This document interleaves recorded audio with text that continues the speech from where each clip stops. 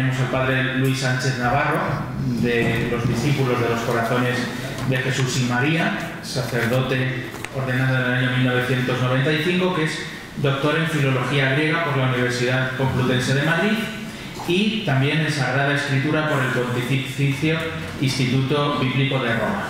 Es director del Departamento de Sagrada Escritura de la Facultad de Teología de San Damaso, miembro del Consejo del Instituto Superior de Ciencias Religiosas de San Damaso y profesor de Sagrada Escritura en la sección española del Instituto Juan Pablo II. Es miembro de la Asociación Bíblica Española, de la Asociación de Exalumnos del Pontificio Instituto Bíblico y de la Asociación Bíblica Católica de América.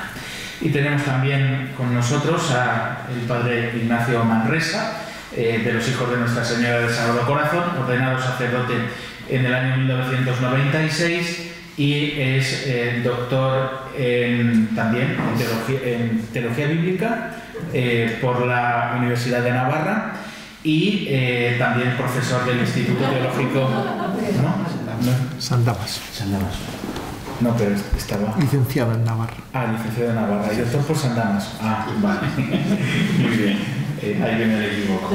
Y profesor del Instituto Teológico de San Ildefonso. Ambos van a tratar el mismo tema, pero desde dos perspectivas. Primero, qué dice la Escritura acerca de cómo se interpreta a sí misma desde el corazón de Cristo, y Ignacio Manresa lo va a hacer a la luz de la tradición, centrándose sobre todo en Santo Tomás, que es el tema también de su tesis doctoral. Pues adelante.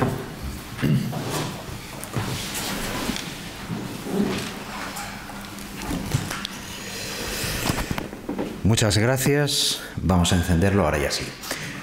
Muchas gracias, don Víctor, por esta invitación. Muchas gracias a Monseñor José Rico.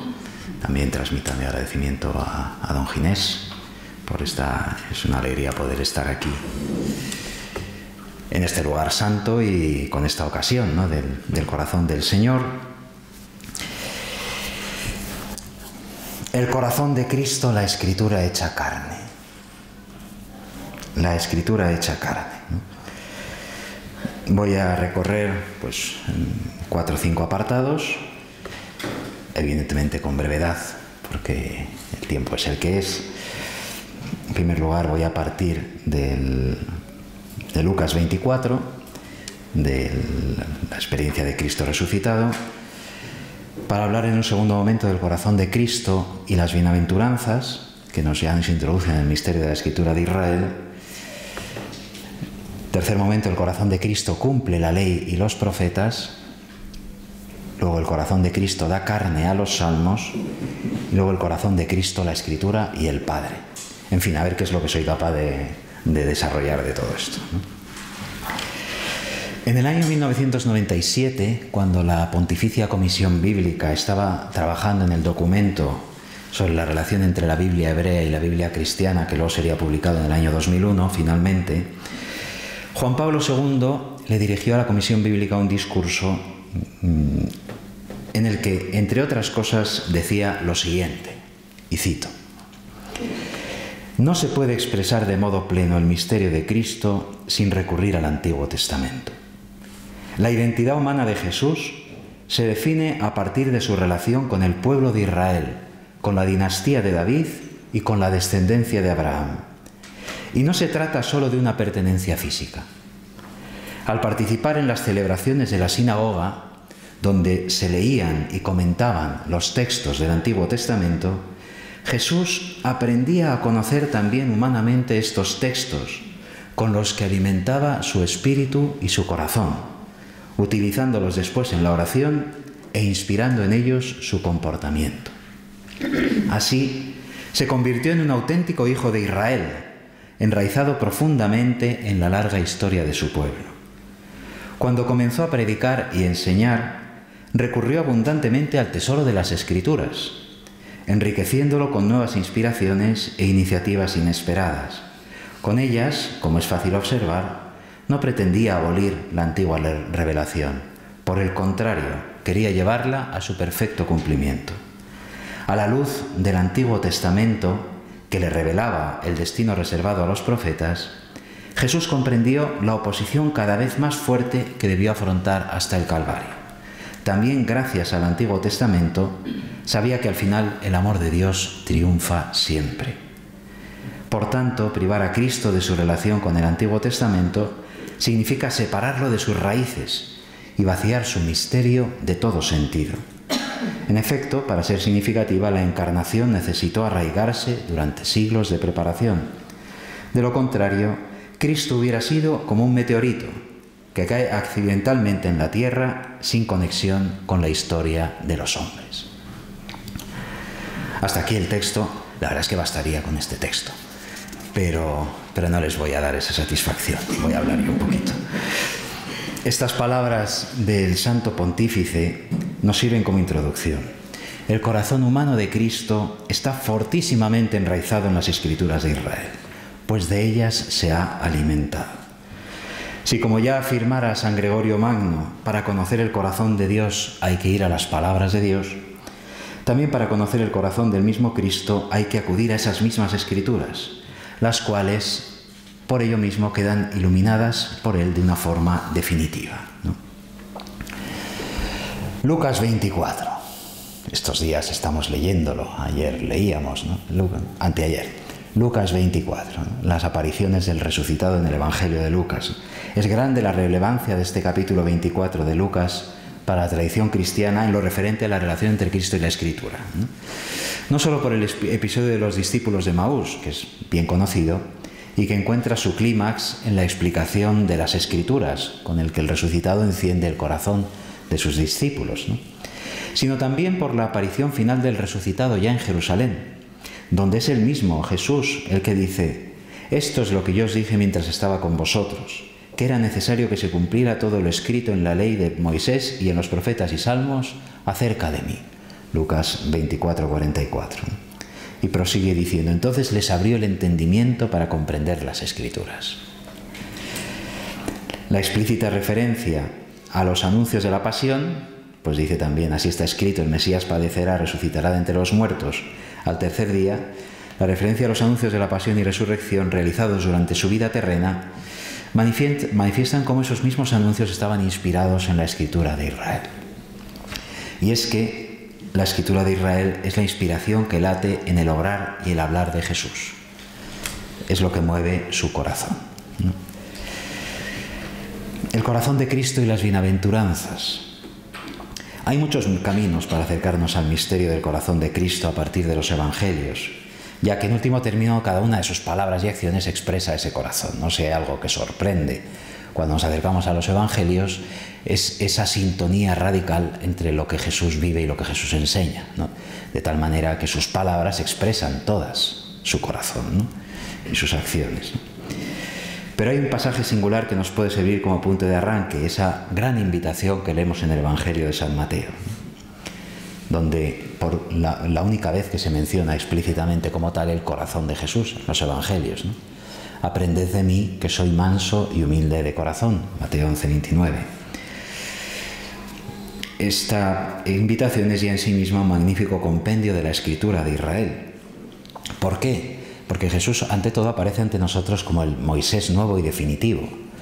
No hay que olvidar que en el libro de los Números, capítulo 12, versículo 3, se nos dice cómo Moisés era el más manso entre los hombres de la tierra, ¿no? Esto evidentemente se vincula a otros pasajes de los Evangelios que subrayan esta identidad de Jesús como el Moisés definitivo, ¿no? Como el Moisés nuevo. Y esto, a su vez, la definición de Jesús como manso y humilde de corazón, esa autodefinición, nos está remitiendo a las bienaventuranzas, que nos ha hablado de los pobres de espíritu, que es otra forma de hablar de la humildad de corazón, y que nos ha hablado de los mansos. El adjetivo manso, en griego praís, es cristológico en el Evangelio. Dos veces aparece referido explícitamente a Jesús, y la tercera en las bienaventuranzas, ¿no? Un poco lo que les decía antes, ¿no? Jesús, digamos, predica lo que Él es, lo que Él vive, lo que Él lleva dentro, ¿no? Y decir que la descripción de Jesús remite a las bienaventuranzas equivale a decir que remite a la Escritura de Israel, porque las bienaventuranzas son como una especie de compendio de toda la Escritura, ¿no? No solo de la profecía, ¿no? Recordamos cómo las bienaventuranzas están inspiradas en ese gran oráculo de Isaías 61, ¿no? El Espíritu del Señor está sobre mí, me ha enviado para predicar la buena noticia a los pobres, ¿no? Bienaventurados los pobres, ¿no? Para consolar a los afligidos, etc., ¿no? No solo porque las bienaventuranzas, en cierto modo, retoman esos oráculos proféticos de salvación, sino también retoman la tradición sapiencial, ¿no? Precisamente la bienaventuranza de los mansos, ellos heredarán la tierra, pues es un versículo del Salmo 37, ¿no? 37, versículo 11, ¿no? Los mansos heredarán la tierra y disfrutarán de paz abundante. Es decir, que cuando Jesús se describe a sí mismo, se está describiendo en cierto modo, como una escritura viviente, ¿no? En la invitación a aprender del corazón de Jesús se contiene, en fin, por lo tanto, una invitación a entrar en el misterio de la Escritura de Israel, porque es que esa Escritura se ha hecho carne en Jesús. La ley y los profetas, tercer apartado.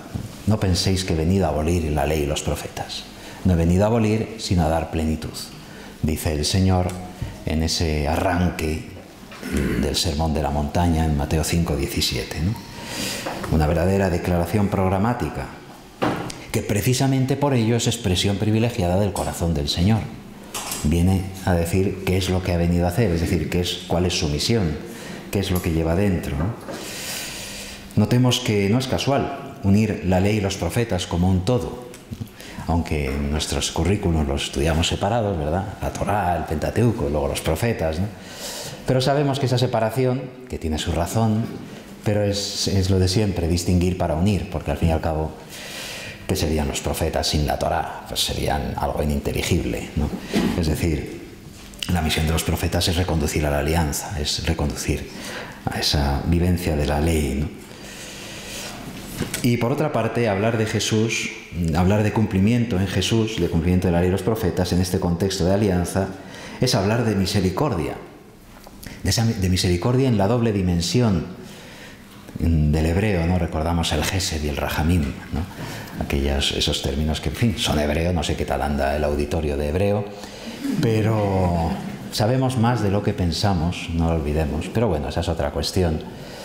Pero ya cuando Juan Pablo II en su Dives in Misericordia dedicó una larguísima nota a pie de página para explicar estos dos términos hebreos que significan misericordia, en cierto modo como que lo hizo accesible, ¿no?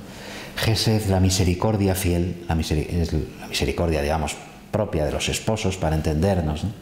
Y Rahamim, la misericordia materna, la misericordia que hace referencia a las entrañas maternas, ¿no? Como las dos dimensiones de la misericordia, que es fiel y compasiva, ¿no? Cuando el Señor habla de cumplimiento de la ley y los profetas, en este contexto de alianza, está expresando esa misericordia de Dios que es fiel y que por lo tanto, como es fiel, se compadece de su pueblo y viene a salvarlo, ¿no?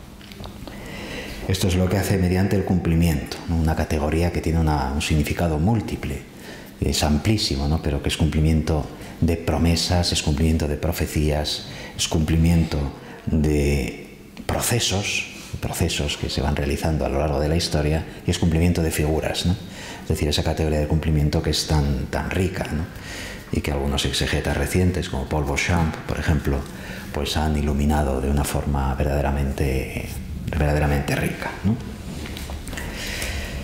Cristo, por lo tanto, que viene a cumplir la ley y los profetas, al hacer esto se manifiesta como el Dios esposo de Israel, ese esposo fiel que se compadece entrañablemente, ¿no? en la línea anunciada por Oseas, ¿no? Me desposaré contigo en misericordia y fidelidad, ¿no? En Gesed y en Rahamim, ¿no? Los dos términos para misericordia, ¿no? La misericordia que Jesús manifiesta en sus curaciones y en sus milagros, recordamos la respuesta al Bautista, ¿no? En Mateo 11, versículos 2 al 6, y decida a Juan, ¿no? Los ciegos ven, los sordos oyen, etc., y a los pobres se les anuncia el Evangelio. Todas esas obras de Jesús aparecen como expresión de cumplimiento de la Escritura, del cumplimiento de las profecías. Igualmente las 6 antítesis del Sermón de la Montaña, ¿no? Habéis oído que se dijo, pero yo os digo, manifiestan ese cumplimiento en clave de misericordia, ¿no? Que es como la nota que va dominante en todos esos pasajes, ¿no? El amor al prójimo, el adulterio, la ley del talión, el amor al enemigo, ¿no? el Señor manifiesta como ese cumplimiento realiza, por así decirlo, de forma radical esa Torá, sacando a la luz la dimensión de la misericordia, ¿no? El Señor aparece ante nosotros, por lo tanto, como aquel que no viene a abolir, sino a restaurar, a renovar, ¿no? A llevar a plenitud, a llevar a cumplimiento la Torá, la ley y los profetas, ¿no?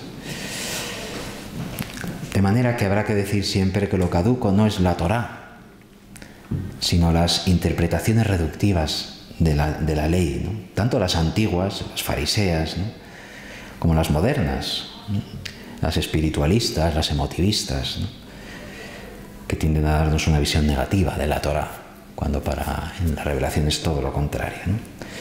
En el corazón de Cristo resucitado, la Torá, llevada a cumplimiento, se ha hecho también ella plenamente espiritual. Es la Torá de Cristo, según una expresión del mismo San Pablo, ¿no?, que en Gálatas 6:2 habla de la ley de Cristo, la Torá del Mesías, ¿no? En este cumplimiento, por lo tanto, de la ley y los profetas, el Señor está manifestando como hace suya esa escritura, ¿no?, algo que se ve de forma singularísima en los salmos, ¿no? El corazón de Cristo da carne a los salmos, ¿no? La relación de Jesús con la escritura, esa escritura que, según nos recordaba Juan Pablo II en el texto que he leído antes, ¿no?, alimentaba su espíritu y su corazón, ¿no?, esa relación se realiza de una forma singularísima con los salmos. Los salmos han forjado el corazón de Israel. O sea, son la oración del pueblo elegido, la oración de Israel. Por lo tanto, han conformado su corazón, es decir, su interioridad, ¿no? También habría que decir, probablemente no entramos aquí, pero los salmos forjan la interioridad de todos nosotros, ¿no?, porque son esa oración privilegiada, ¿no?, que realizamos constantemente, ¿no? Los salmos han forjado el corazón de Israel y por ello mismo han forjado el corazón humano de Jesús. Ya hemos visto el influjo de los salmos en las bienaventuranzas, pero hay muchos otros momentos del Evangelio en los cuales se descubre esta influencia radical, ¿no? Jesús hace una lectura que podríamos llamar autobiográfica de los salmos, ¿no? Es decir, él aparece misteriosamente como protagonista, ¿no? Por eso los encarna, ¿no? Y así ya durante su vida pública, durante la controversia en el templo de Jerusalén con los dirigentes del pueblo, pues Jesús les propone la parábola de los viñadores homicidas, como creo que todos recordamos, que nos atestiguan los 3 evangelios sinópticos. Y como conclusión de la misma, como recordamos, ¿no?, él envió finalmente al hijo y entonces dijeron matemos al hijo y así nos quedamos con la viña. Recordamos todos la parábola, ¿verdad? Jesús aplica a esa situación, el homicidio por parte del hijo por parte del pueblo, aplica a esa situación las palabras de un salmo muy conocido, ¿no? La piedra que desecharon los arquitectos es ahora la piedra angular. Es el Señor quien lo ha hecho, ha sido un milagro patente. Salmo 118, 117. Estamos estos días rezándolo constantemente. Mañana en la misa también lo volveremos a rezar en el Salmo responsorial. Se identifica con esa piedra rechazada, ¿no?, pero que ahora ha sido constituida por Dios piedra angular. La audacia de Jesús no es pequeña. El referente primero de este salmo es el pueblo de Israel, probablemente identificado con David, ¿no? Es esa piedra rechazada que ha sido constituida por piedra angular, ¿no? Pero al insertarlo en la parábola lo refiere a sí mismo, ¿no? Es él mismo esa piedra, ¿no? De hecho, luego en los escritos del Nuevo Testamento, la primera carta de Pedro, en el libro de los Hechos, aparece referido a Jesús abiertamente, ¿no?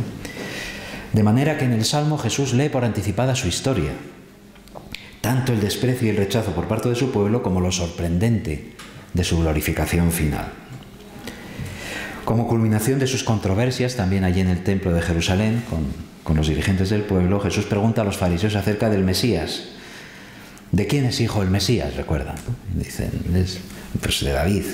Entonces, ¿cómo es que David le llama Señor? Diciendo, oráculo del Señor a mi Señor, siéntate a mi derecha, ¿no? Jesús se identifica aquí con el Mesías sujeto de ese salmo. Eso aparece claro también en el interrogatorio por parte del sumo sacerdote en el momento decisivo de la pasión, ¿no? Veréis al Hijo del Hombre sentado a la derecha de Dios, a la derecha de la majestad, ¿no? Jesús descubre en ese salmo la narración de su propio misterio, ¿no? De su propia misterio pascual. De hecho, la carta a los hebreos es una profundísima ampliación de este salmo, ¿no? Ya ampliando con el tema del sacerdocio que aparece en este salmo, el Salmo 110, versículo 7, ¿no? Vemos, por lo tanto, cómo la certeza de esa exaltación final, expresada en los términos del Salmo, es lo que sostiene a Jesús durante la pasión, ¿no? Cuando le dice al sumo sacerdote: veréis al Hijo del Hombre, ¿no? La relación de Jesús con los salmos se verifica particularmente en el momento de la pasión, ¿no? Y así ya en Getsemaní leemos que Jesús dice: mi alma está triste hasta la muerte. Y uno lo lee y se queda impresionado, ¿no? Una tristeza mortal, ¿no? Hay que captar la alusión bíblica para entender todo lo que subyace, porque como dicen algunos teóricos de la interpretación bíblica, ¿no? Interpretar es descubrir lo no dicho del dicho. Todo dicho tiene un no dicho, y eso es lo que busca la interpretación, ¿no? Cuando uno descubre que esa expresión de alma triste hasta la muerte, pues es una expresión que aparece en el Salmo 42, pues comprende cómo Jesús está expresando sus sentimientos con palabras del Salmo. Y entonces está haciendo suyo el Salmo, está haciéndolo carne, está incorporándolo, está encarnándolo, ¿no? ¿Por qué estás triste, alma mía? ¿Por qué gimes dentro de mí? Espera en el Señor, que volverás a alabarlo. Salud de mi rostro, Dios mío. Es decir, es un salmo de sufrimiento y de esperanza, ¿no? El Señor no solo hace suyo el sufrimiento que expresan sus palabras, sino que hace suyo todo. Y entonces uno comprende que esas palabras, paradójicamente, son una expresión de una esperanza grande, ¿no? Algo que se verifica de forma más llamativa, si cabe, en ese grito que San Mateo y San Marcos ponen en boca del crucificado, la única palabra que aparece del crucificado en estos evangelios, ¿no? Dios mío, ¿por qué me has abandonado?, ¿no? Que se han dicho tantas cosas, ¿no? Que si Dios ha abandonado a Jesús, que Jesús se siente lejos del Padre. Uno dice, si eso fuera verdad, Jesús no rezaría. Precisamente al decir Dios mío, es que sabe que el Padre le está escuchando, ¿no? Cuando uno comprende que ese es el comienzo de un salmo, ese salmo que además rezamos pues muchas veces, los viernes, ¿no?, particularmente, pues entonces comprende, es decir, el salmo ilumina el corazón de Jesús. El salmo permite comprender que el Señor está experimentando un sufrimiento fuertísimo a todos los niveles y que a la vez ese sufrimiento está preñado de certeza en la glorificación final. Anunciaré tu nombre a mis hermanos, en medio de la asamblea te alabaré, fieles del Señor, alabadlo. Y todos recordamos cómo prosigue el salmo. San Lucas nos dice que Jesús en la cruz dijo, murió diciendo, Padre, a tus manos encomiendo mi espíritu, ¿no? Una vez más, ese a tus manos encomiendo mi espíritu, pues es un versículo sálmico, Salmo 31, versículo 6, ¿no?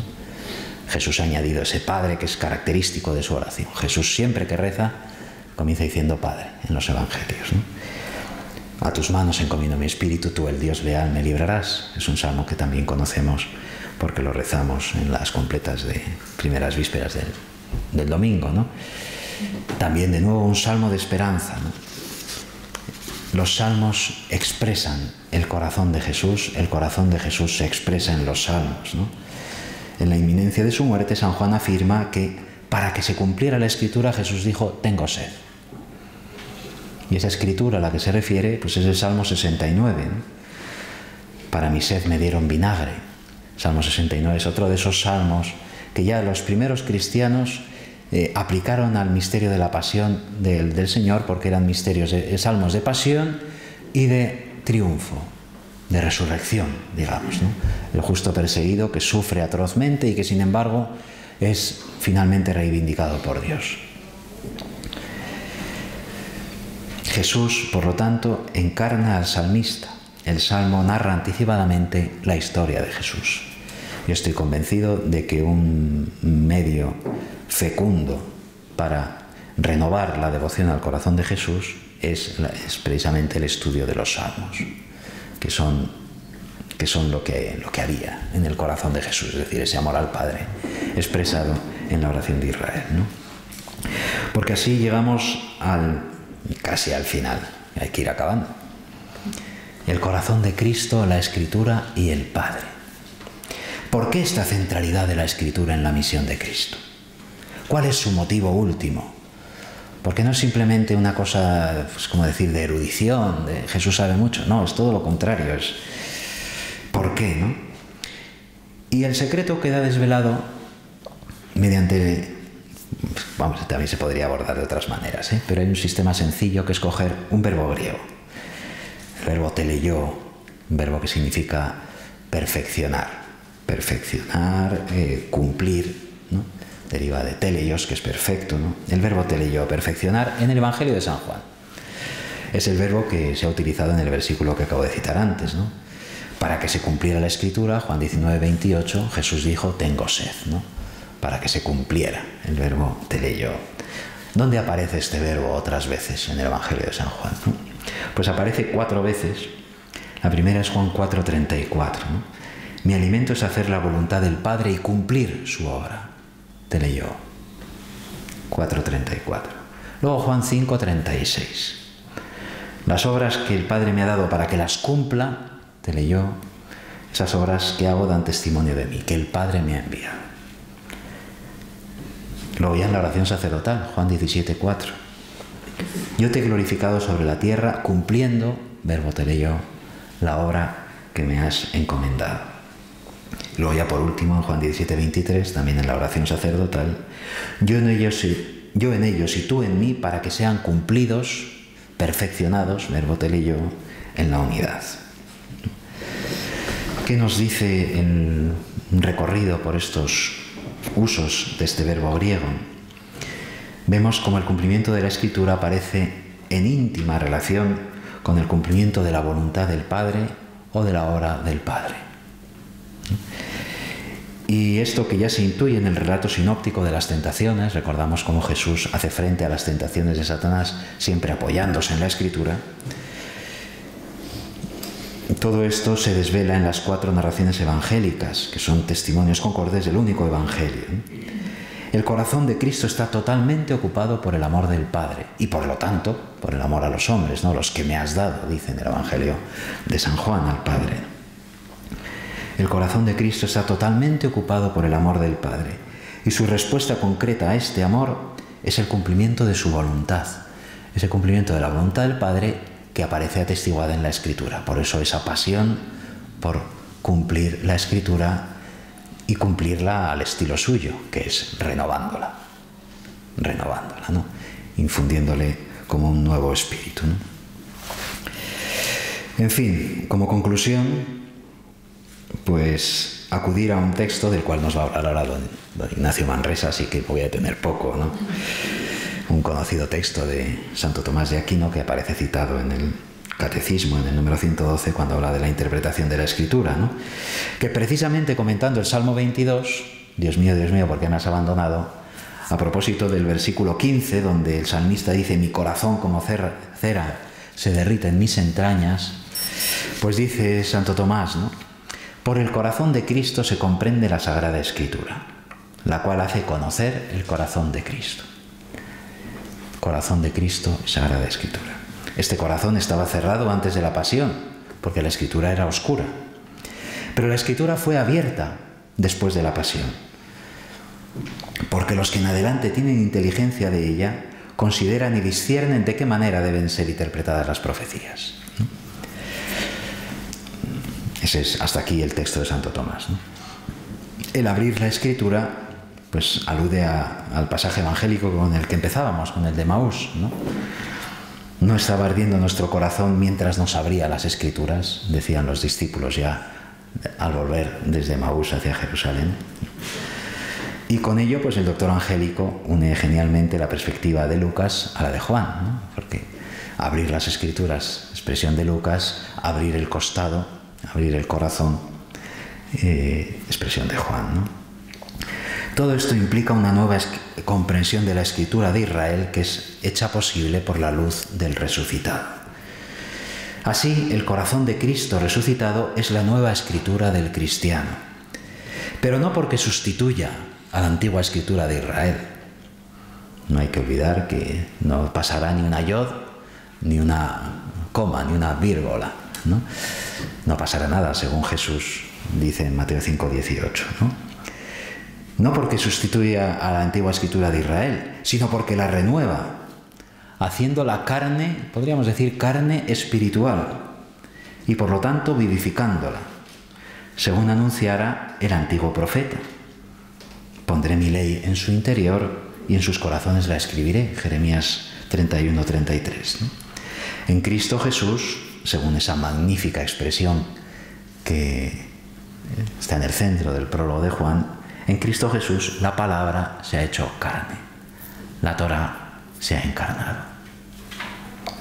Y esto nos desvela a la vez en qué consiste la verdadera devoción al corazón sagrado de Jesús. Mediante la comunión consigo, Cristo comunica a los cristianos la posibilidad de hacer carne, ellos también, la Escritura Santa, el Evangelio. Al realizar en sí mismo la nueva alianza, mediante la entrega de su cuerpo y de su sangre, la Eucaristía, es decir, al escribir la Torá en su carne resucitada, ¿no?, Jesús ha asociado a la Iglesia Apostólica, que es el Israel renovado definitivamente, ha asociado a la Iglesia Apostólica a su nueva humanidad, esa humanidad rebosante de Espíritu Santo, ¿no? Y en esto consiste la grandeza del Evangelio que predicamos. Por ello, leer las Escrituras desde el corazón de Cristo es el presupuesto para la verdadera devotio que le es debida a este Sagrado Corazón, es decir, para una vida conforme al Evangelio. Muchas gracias.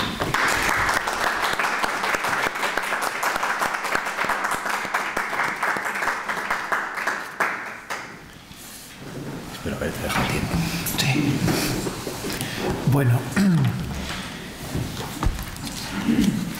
voy a exponer, pues, un poco en continuidad con lo que decía Luis, leer las Escrituras desde el corazón de Cristo, y me toca como hacerlo, dar razón, pues, desde la tradición viva de la Iglesia. El objeto de esta ponencia no es exponer lo que en la tradición se ha dicho, sino ayudar, porque de hecho la devoción al corazón de Cristo ha nacido especialmente en la tradición viva de la Iglesia, ayudar hermenéuticamente a dar razón de por qué, digamos, hay que leerla desde esta tradición viva, desde este corazón del Señor que se nos ha revelado en su tradición viva y nos permite así penetrar más profundamente en la Escritura, ¿vale? Por eso el punto de partida era un poco este texto de Santo Tomás que cita el Catecismo justamente cuando habla sobre la interpretación de la Escritura en la Iglesia. Lo acaba de leer y luego volveré a leerlo para entenderlo. Sí, hay que leerlo muchas veces. Sí. Dice, para comprender el contenido profundo de este texto que hemos leído, debemos desarrollar dos principios de hermenéutica bíblica y aplicarlos a la lectura de la Sagrada Escritura desde el corazón del Señor. Los dos principios son los siguientes. Primero, la Escritura debe ser leída en la tradición viva de la Iglesia. Segundo, algunas verdades en la Sagrada Escritura se entienden por medio de otras.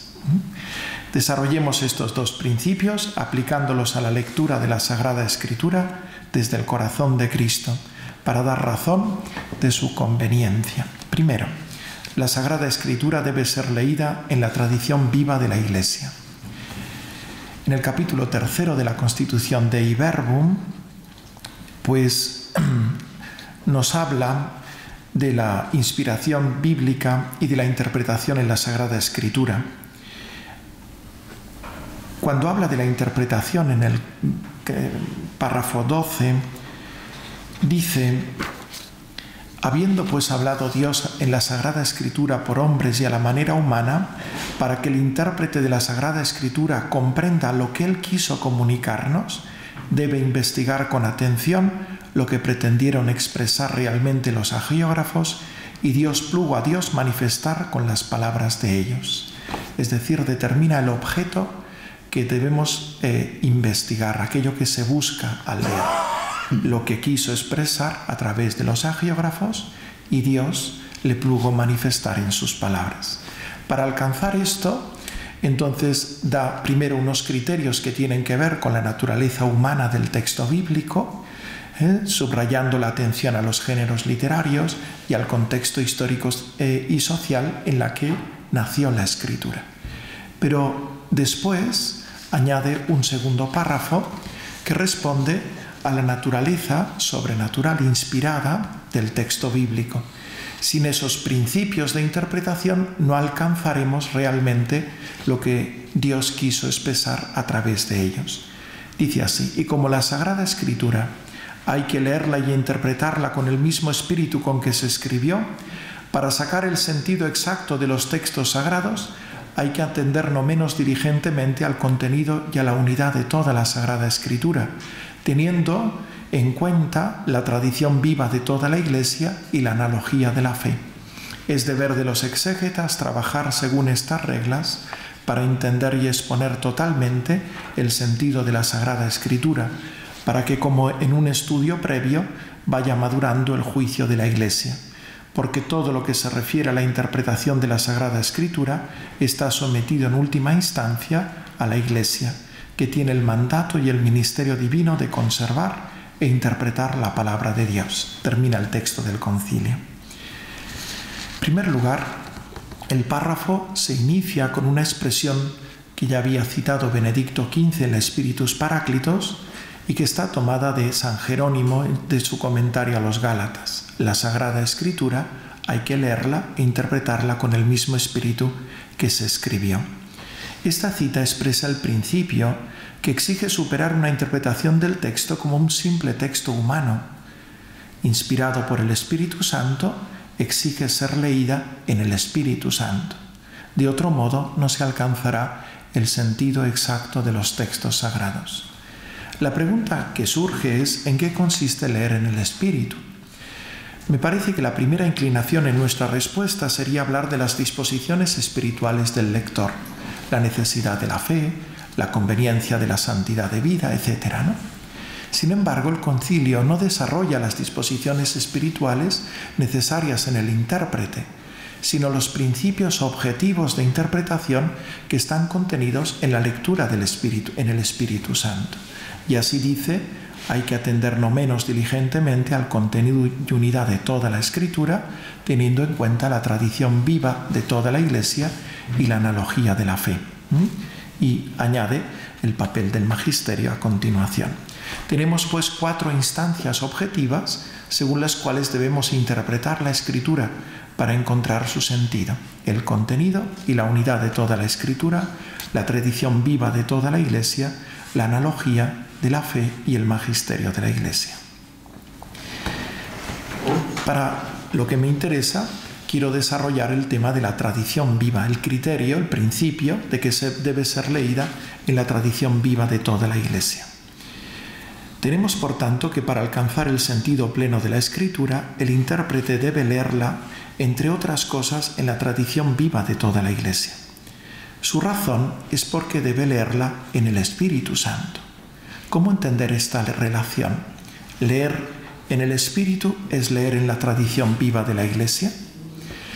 El fundamento en el que se asienta este principio es que el Espíritu Santo es el alma de la Iglesia, y que así como el alma es el principio de vida en el cuerpo, el Espíritu es como el principio vital que produce la vida sobrenatural en el cuerpo místico de Cristo, que es la Iglesia. La tradición es una de estas manifestaciones de la vida del Espíritu en la Iglesia. Consiste en la transmisión comprendida y vitalizada del contenido de la revelación que fue entregado de una vez para siempre a los apóstoles. De este modo se comprende que la Escritura, que está inspirada por el Espíritu Santo, deba ser leída en la tradición viva de la Iglesia, pues esta no es otra cosa que la acción de este mismo Espíritu que conduce a su comprensión verdadera. Me salta un texto de la Dei Verbum que citaba para explicar esto, ¿no? Y bueno, leo un trozo. Por esta tradición, la misma Sagrada Escritura se va conociendo en ella más a fondo y se hace incesantemente operativa, y de esta forma Dios, que habló en otro tiempo, habla sin intermisión con la esposa de su amado Hijo. Y el Espíritu Santo, por quien la voz del Evangelio resuena viva en la Iglesia y por ella en el mundo, va induciendo a los creyentes a la verdad entera y hace que la palabra de Cristo habite en ellos abundantemente. Termina la cita del concilio. Como la Iglesia es un cuerpo orgánico, es decir, no todos tienen el mismo lugar y función, también la transmisión del contenido de la revelación se realiza orgánicamente.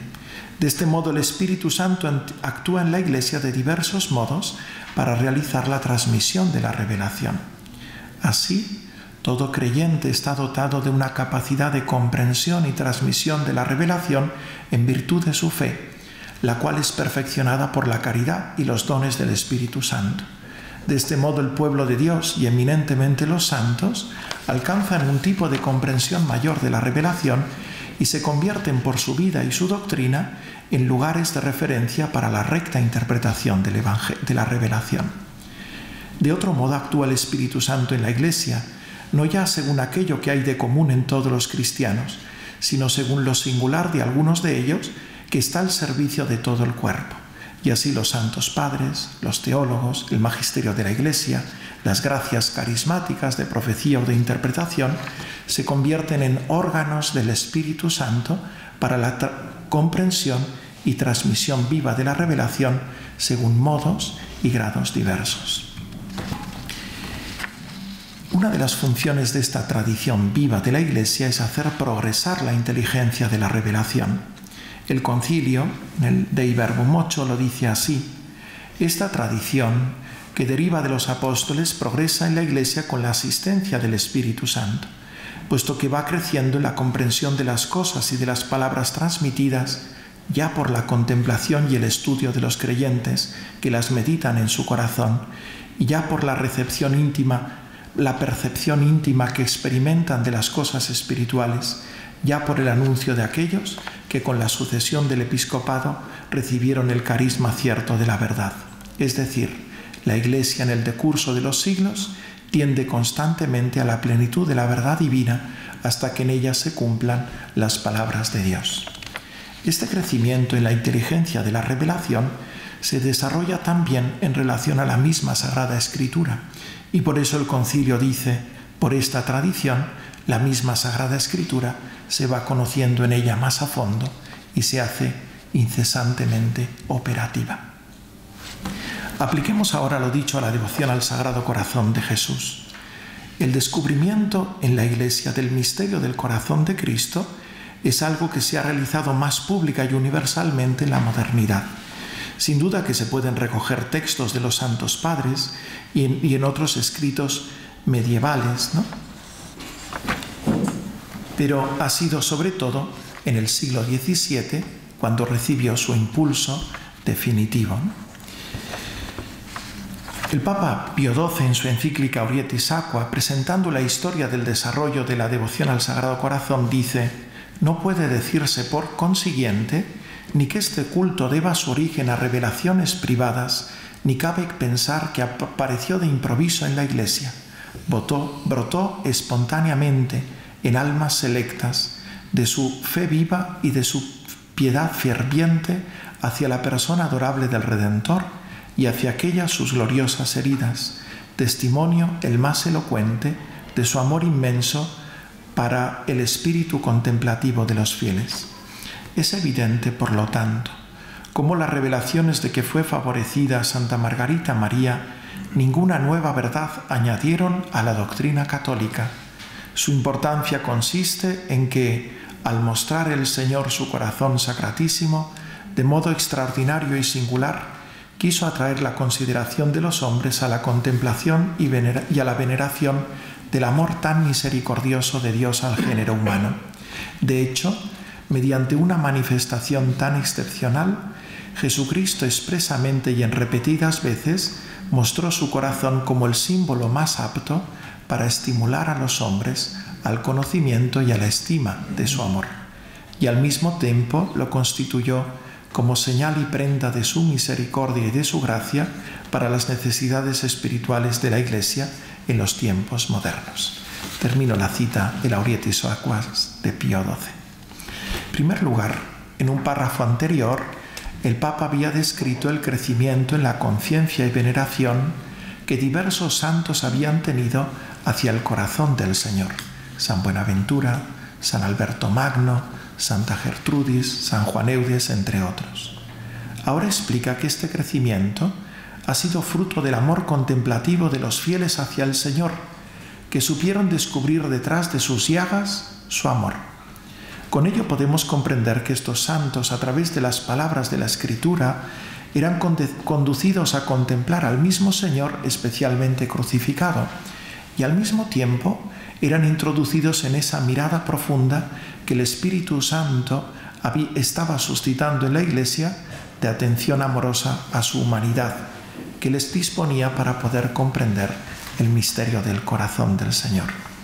En segundo lugar, el Papa señala la importancia fundamental que tuvieron las apariciones del Señor a Santa Margarita María, las cuales, sin añadir nada a la doctrina católica que ya estaba en la Escritura, fue profundizada por la tradición viva, y así atrajeron la mirada de toda la Iglesia al amor misericordioso del Señor y hacia aquello que respondía a las necesidades espirituales de la Iglesia en los tiempos modernos. Es así como explica el sentido de las revelaciones, de la revelación privada, pues al servicio de comprender la revelación y de comprender aquello que necesita la Iglesia en su tiempo, el catecismo de la Iglesia Católica, y forman parte en ese sentido de esta tradición viva de la Iglesia. Bien. Y además explica que en el discernimiento pues entra justamente por una parte el magisterio y por otra los fieles que van decantando con su sentido aquello contenido permanente de aquellas revelaciones que Dios ha hecho a la Iglesia, ¿no? Uno puede pensar en la influencia posterior pues de la devoción al corazón de Jesús y cómo se ha ido encarnando. Pues uno piensa en Santa Teresita o piensa en la Madre Teresa, se ha ido tomando forma, decantando aquello que Dios va dando a entender, que dio a entender a Santa Margarita en esta tradición viva de la Iglesia. Se trata, por tanto, de un crecimiento en la conciencia de la Iglesia, fruto de su tradición viva, tanto por la contemplación de los santos como por las revelaciones de Pare Lemonian. Y la Sagrada Escritura. Sin duda que la Sagrada Escritura está en el fondo de esta contemplación de los santos y de las mismas revelaciones de Pare, en cuanto que es a través de ella que los fieles han fundado en último término su contemplación del Señor, o han conocido al Señor que se las aparece. Si no, ¿quién se me aparece? Y yo lo he recibido por la Escritura hecha vida en la Iglesia, ¿no?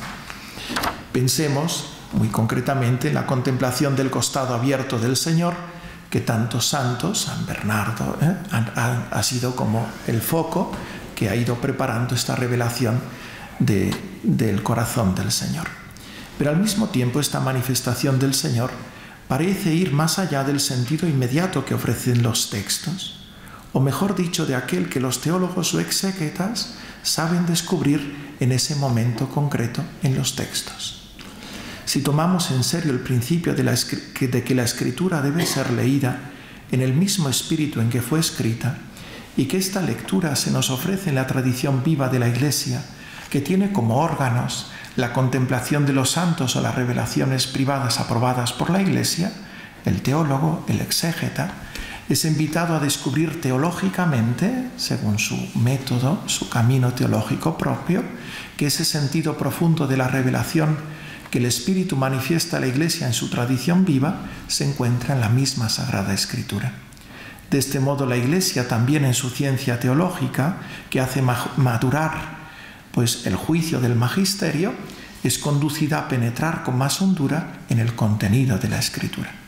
De igual modo, esta penetración teológica entra en diálogo con el sentir de los fieles y con las mismas revelaciones para purificar aquello que pueda no realmente pertenecer a la moción del Espíritu Santo.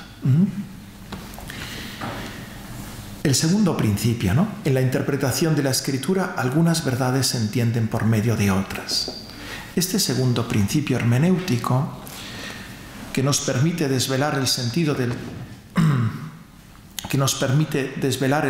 del texto de Santo Tomás, es este que dice que algunas verdades se entienden por medio de otras. No me entretengo mucho en explicarlo, ¿no? Esto especialmente lo tomo de Santo Tomás, que dice que las verdades de la fe están de un modo disperso en la Escritura, y que por tanto hay que de algún modo reunirlas. El credo de algún modo es una especie de síntesis que nos ofrece pues como llave, él dice, para entrar en la Escritura, porque las verdades están de un modo disperso. Esta dispersión no solo consiste en que están dichas aquí o allí, sino que a través de unas se penetra en otras. Él lo dice en un sentido muy inmediato, cuando se pregunta si hay que distinguir artículos de la fe y se pone la objeción de toda la Escritura es objeto de la fe. Y entonces él dice que unas cosas han sido reveladas en orden a otras. Y por ejemplo, que Abraham tuvo 2 hijos, está al servicio de manifestar otros misterios. Y en ese sentido tienen un sentido, todo pertenecer a la fe, pero una cosa al servicio de otra. Esto mismo lo habla cuando hablo de los preámbulos de la fe y también cuando habla de otras verdades de fe. Para que entendamos, ¿no? Por ejemplo, pensar en la maternidad espiritual de María, que uno puede leer en el texto de San Juan al pie de la cruz, sin comprender que Cristo realmente es el Hijo de Dios, que María es su madre, que Cristo es el Redentor. ¿Qué sentidos no podríamos nunca llegar a entender esa verdad que cuando proclama en la cruz, pues, mujer, he ahí tu hijo, y al discípulo, he ahí a tu madre, habla de un sentido profundo de maternidad espiritual de María con respecto al discípulo. Hay una serie de verdades que son necesarias para comprender otras.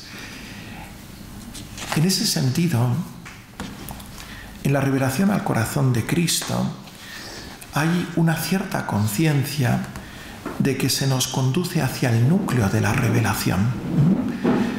Esas frases tan tremendas que encontramos, por ejemplo, en Pío XII, cuando dice que, y aquí está la razón por qué el culto del Sagrado Corazón se considera en la práctica como la más completa profesión de la religión cristiana. La religión cristiana contiene muchos elementos, muchos. Misterio del sufrimiento, de la redención, de la reparación, muchos elementos. ¿Cómo se colocan juntos? La palabra griega síntesis significa esto, colocar junto. Y como en una bóveda, de algún modo hay algunas cosas que tienen una función de clave. Lo que nos está invitando a entender, a decir el Papa, es que colocar al corazón de Jesús en el centro, como manifestación del amor misericordioso de Dios que entregado por nosotros nos salva, nos revela su amor, etc., podemos entender los demás elementos de la salvación. El mismo sufrimiento. Sin acudir al corazón de Cristo, la participación en la cruz, no es posible entenderlo ni entrar realmente en este misterio sin entenderlo desde ahí. Por ello,